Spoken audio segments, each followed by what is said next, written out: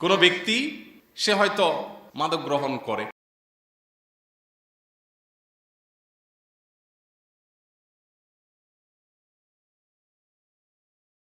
পাপ এবং সীমালঙ্ঘন হবে তুমি জানো।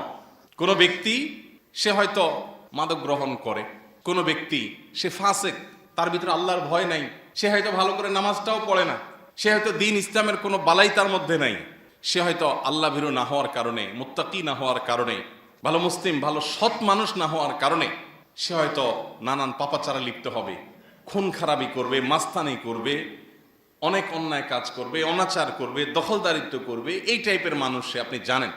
এরপরে যদি আপনি সেখানে ভোট দেন, কেন? দলীয় আনুগত্য কিংবা আপনার অন্য কোনো স্বার্থের কারণে, তাহলে যদি আপনার এই ভোটের পর এই লোক নির্বাচিত হয়ে অন্যায় কাজ করে, তাহলে তার একটা ভাগ আপনাকে বহন করতেই হবে। ধরলেন না, খাইলেন না, ছুঁইলেন না, কিন্তু পাপের বোঝা আপনাকে ঠিকই নিতে হবে। নিজের বিবেকের কাছে আপনি দংশিত হতে থাকবেন কিয়ামতের শাস্তিতে পরের কথা।